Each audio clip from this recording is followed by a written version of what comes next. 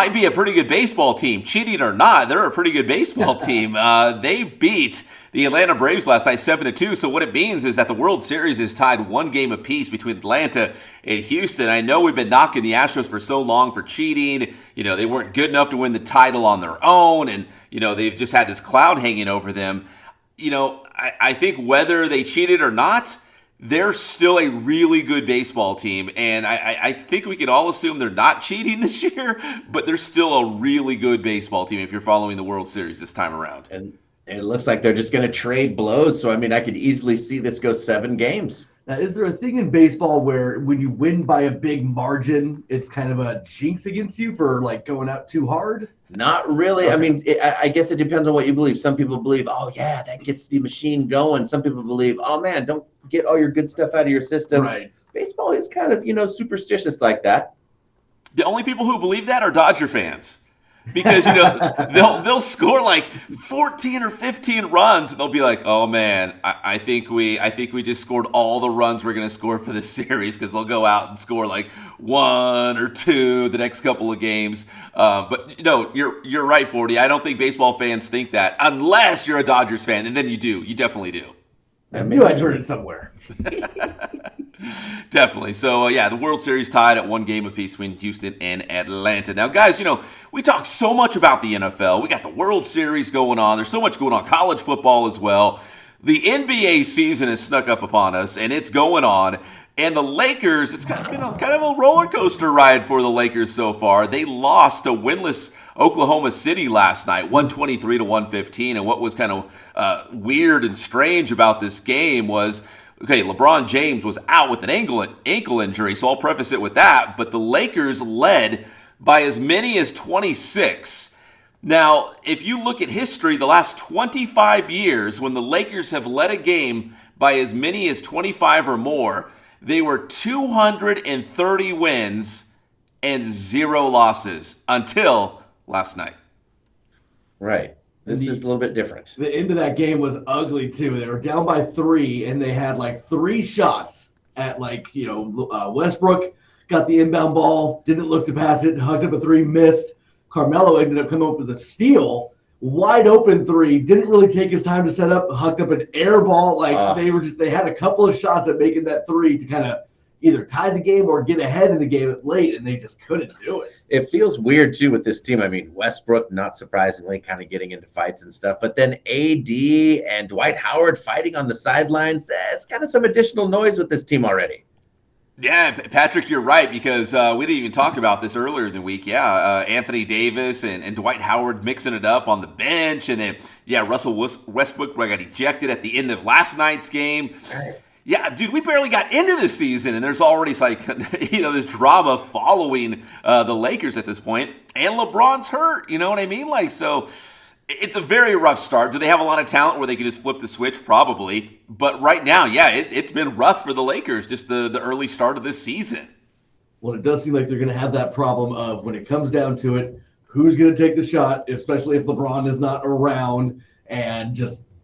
They need to kind of gel together. They have not done that yet. I think they should give it to Melo because I think Westbrook is just going to hook up. He had a shot, and it was a bad air ball. He missed short by a couple feet. I feel those are some bad signs. Oof. Yeah, and think about it, too. LeBron, Anthony Davis, Russell Westbrook, they didn't play a whole lot together during the preseason. So they're having to figure this out on the fly as they go along. And again, with LeBron hurt, that's only going to delay their progress in terms of having all those stars on the court and figuring it out together. Mm-hmm. And I don't think LeBron's injury is too bad. If this was late in the season or playoffs, I think he would be playing. But the fact that we're in the first week or 2 of the season, I think he's going to go ahead and take it a little easy on the ankle. Yeah, play it safe, right? You're LeBron James. Play it safe. It's a long season. The Lakers are going to be there in the end. They're always there in the end. They got too much star power on that team. They'll be there in the end. So might as well what is it called? Load management, right? If you've got an injury or if you've got something that you need to, take care of throughout a long regular season. Hey, we barely started here. Just ease into it. You're fine. You're fine. I hope they'll be okay. Hey, the Clippers, they lost last night to the Cleveland Cavaliers 92-79. And a quick shout out to our guy, Evan Mobley, the pride of Rancho Christian High School in Temecula, who was the 3rd overall pick in the NBA draft. Evan going for 12 points, 10 rebounds for the Cleveland Cavaliers. And, coming home to SoCal and beating the Clippers, that's got to be a great feeling for Evan Mobley. Yeah. Speaking of the Cavaliers, the Lakers play them tomorrow night. I'm going to guess LeBron's ankle is going to be feeling better to play his hometown Cavaliers. You would think, right? Every time that the Cavaliers come to town, or if they go to Cleveland, he probably feels like he's got to put on a show. Get your popcorn ready, right? LeBron versus the Cavs. Right. All right, guys, let's go to the NFL. We actually have a pretty good Thursday night football game. In fact, probably the best one we've seen in a while. Tonight, we've got the Packers taking on the undefeated 7-0 Arizona Cardinals. And this is a great matchup in terms of NFC supremacy. Right. This should be a great game. Two very good teams. The only thing that is kind of a bummer is the first thing I hear this morning on the radio is J.J. Watt is out for the season, and then Devontae Adams is on the COVID-19 list. Yeah, Devontae and a couple others, a coach and stuff like that. So it's kind of, you wish Green Bay was going to be at full strength, because this is a marquee matchup, maybe even a preview of the NFC Championship. But Pep, J.J. Watt hurt again. Done for the season. Yeah, that's kind of been his MO, hasn't it? Those last couple of years. Yeah, J.J. Watt, it's been reported, a shoulder surgery that could sideline him the rest of the season. And Arizona was off to such a hot start this year. They're going to miss that guy. They're definitely going to miss J.J. Watt if he is certainly done for the year. And then Devontae Adams, you could make a case, maybe the number one receiver in all of the NFL right now on that COVID protocol safety list. So neither team, the Packers or the Cardinals, will be really at full strength. If you're a Green Bay fan, though, you will get Devontae Adams back at some point. But J.J. Watt, man, we might not see him again until next season. However, I'm still a believer in the Cardinals. I mean, until they prove me otherwise, I see the Cardinals winning this game. And that's the thing. I mean, they've lost J.J. Watt, which, it's a huge loss on the line. They have a lot of other weapons, a lot of other talent on that D-line. Plus, J.J. will still be around in sort of a coaching mentor role as well. And, I mean, they didn't even have their head coach, speaking of the COVID-19 list, the other week, and they still whipped ass. Yeah. Was it the Browns? I think they beat the Cleveland Browns with Cliff Kingsbury, their head coach, on the COVID list. Yeah, everybody thought that was going to be a marquee matchup, but it was like, nope, Cardinals are way head and shoulders above the Browns. Yeah, they were. They still are. Hey, and if you're a Rams fan, you're definitely watching tonight's game, because the Packers 6-1. Arizona 7-0. We talked about the NFC being super top heavy. Throwing the Rams, throwing the Tampa Bay Buccaneers. There's some really good teams at the top of the NFC, and it's a logjam right now because they're all about 6-1, and you got 7-0 Arizona. So if you're a Rams fan, you're probably going for Green Bay tonight. Although you don't want to go to Green Bay in the playoffs, that far down the road. You'd probably rather go to Arizona than Green Bay in the month of January. But right now, you're probably wanting Green Bay to beat Arizona tonight. Absolutely. And the Rams have that favorable matchup this Sunday against the Texans, so they're licking their chops at what is looking like another easy win for them. Boy, keep going, Rams. I mean, take advantage. It's tough out there.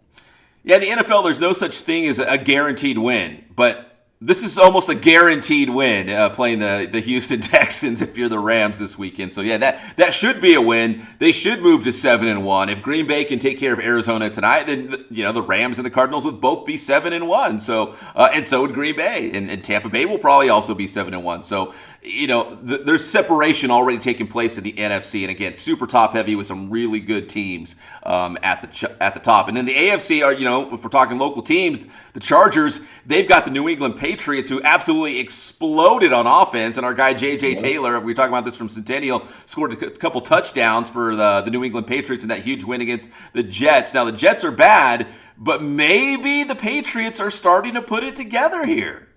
Could they be putting it together? They got the running game. That's big. This isn't really like a top-tier AFC matchup, but this is basically an AFC matchup for who could make it in the playoffs between these two teams. Definitely. Yeah, if you want to look that far down the road, what's on the horizon? These teams could have very similar records. They could be like second maybe even third, who knows, in their division, come December. So, yeah, this could be a very important game. And New England is trending up. So this is not an easy game for the Chargers this weekend. But it's winnable, but it's not as easy as I think it was maybe a couple weeks ago. And I am hoping personally that after this weekend, we still have a winless team because the Eagles are taking on the 0-7 Lions, and I'm not all that confident that we're going to beat them. Uh-oh. Yeah, the Lions battled the Rams, right? Like, Right. if they can battle the Rams, then they can probably battle anybody in the NFL. Eagles have not looked good, so maybe the Lions will get their first win this weekend. Put in that Wazoo quarterback. Gardner, it's Minshew time. It's Minshew time, I've been telling him, Pep. I'm not a big Hurts guy. It might be, he's waiting in the wings, right? And he's won. He's already won in the NFL. We know Gardner can win in this league. So we'll see. Yeah, things are not going right for Philly. And unfortunately, as opposed to the last couple of years when the NFC East was so tight because everyone was so mediocre, Dallas is actually pretty good. And Dallas might run away with this division. But yeah, Philly's got to at least get some wins here. Well, we got a lot of football ahead of us. We'll have to wait to see what happens. Pep, tell them how to get your stuff. Hey, check us out, Inland Sports. We're talking local college football, local high school football. That's Inland Sports all over social media and the Inland Sports YouTube channel. Thanks, Pep.